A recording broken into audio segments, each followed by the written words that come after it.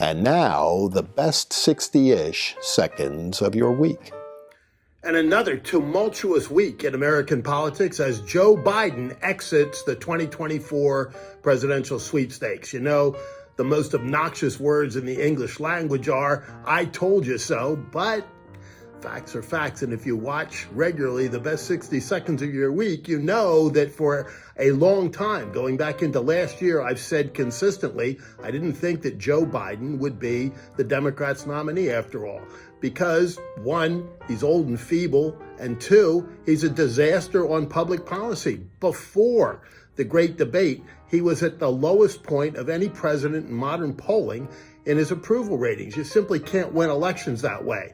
And I think it's important to say that this was no great patriotic act, as some of our Democrat friends tried to make it out to be. He was forced out of the race by Democrat donors and political activists. He didn't do this willingly. And incidentally, there's a lot of evidence to suggest that one of the reasons he didn't do it very quickly was he was worried about Kamala Harris, who now appears to be the heir apparent.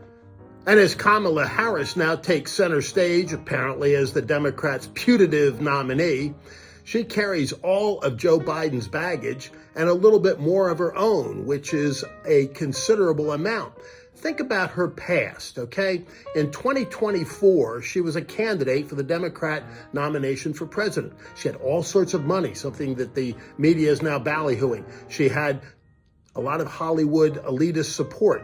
She, after all, is a San Francisco, California left-wing Democrat, and they like those types. But she never got a single vote in a primary election that year because she was forced out of the race before the primaries even started. She just simply didn't have what it took as a candidate. And a lot of those reasons are personal, but some of them are political as well. First, her history. Her parents were Marxists. That can't be held against her, but it certainly gives rise to questions about her upbringing and her relationship with Willie Brown. I'm not talking about the sexual one. I'm talking about the political one. Lots of questions there. A woman that couldn't pass the bar exam, and item after item after item.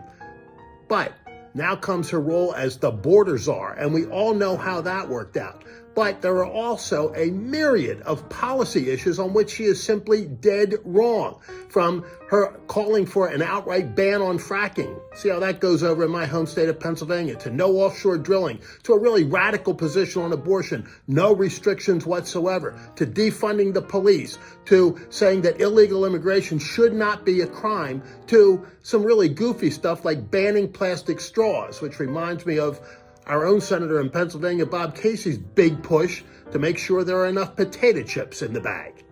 And this week, we heard from this Cheatle woman, the former head of the Secret Service, in congressional testimony that was about as bad as you can possibly imagine.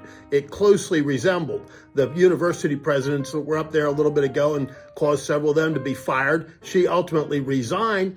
Wasn't asked to resign that we know of by Joe Biden, certainly not by Kamala Harris. There was no call for her firing from those people. There were lots of calls for her resignation from both Republicans and Democrats on that team. They all saw this as a complete and total meltdown on the part of law enforcement that day under her direction, directly, but indirectly by Alejandro Mayorkas, the head of Homeland Security, who was impeached earlier, and the Democrats swept that under the rug, but they can't sweep under the rug what happened in Butler that day. Now, Cheatle hadn't even been to the site she testified. However, she was able to show up at the Republican National Convention. My friend John Barrasso and others accosted her on the floor there, demanding answers. They didn't get them. Neither did the American people or the members of Congress on that day that she testified. And candidly, her departure leaves as many questions remaining as have been answered. There are just tons of questions screaming out for answers about what happened that day. And additionally, there's the issue of Donald Trump and his team asking for additional coverage because of their concerns over his safety and being denied that additional coverage. We were lied to by the Biden administration about that for several days. They finally admitted that that was true. RFK Jr. had been asking for coverage, had been denied it. They finally gave it to him after the assassination attempt on President Trump. But all of these things are open questions, as are all of the things surrounding the shooting day itself. Too many questions, not enough answers, no transparency, and a lot of dishonesty along the way. Parenthetically, one little thing here. One person that should be kept an eye on, because they're actually doing their job, is the Inspector General at the Office of Homeland Security. Keep that person there, because they're going to get some answers that the Congress and the American people haven't yet been able to get.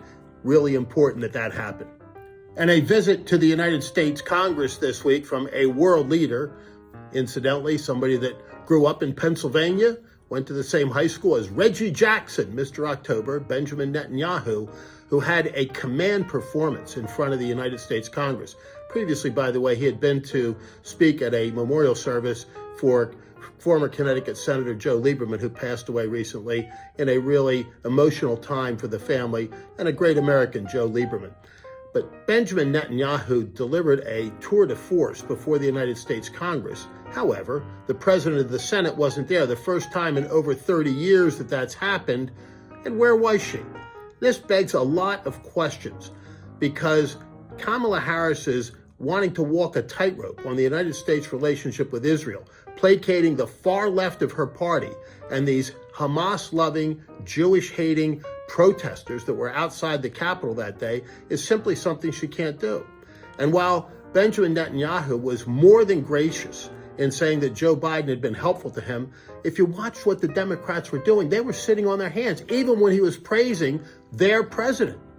When he called for the release of all the hostages, they didn't applaud. This is how far left the Democrat Party has gone. Now, some of the Democrats did applaud. I'm not talking about every single one, but an inordinate number simply couldn't even give the respect and the support for things that should be, quote unquote, no-brainers. And meanwhile, outside the building, what did we see?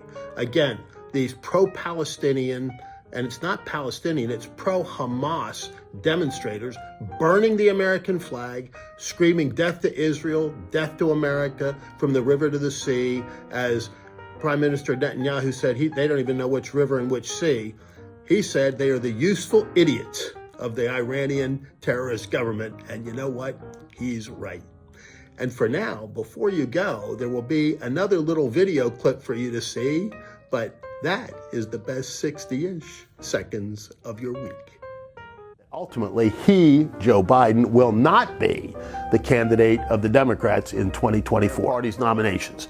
Now, I continue to believe that Joe Biden will not ultimately be the Democrat nominee, and you can check me out months from now and tell me how wrong I was, and I'll take it. Democrats continue to look for who will ultimately be theirs, because I continue to believe it will not be Joe Biden. Yet, we don't really know what the Democrats are going to put forward, because the pressure continues to mount on Joe Biden within his own party. And you know, I've said all along that I didn't think Joe Biden would be the nominee of their party. And it appears increasingly that that's the case. And the complete debacle we see on the other side as Joe Biden's candidacy hangs in the balance as we record this. You know, I've said all along I didn't think he was going to be the Democrats' nominee.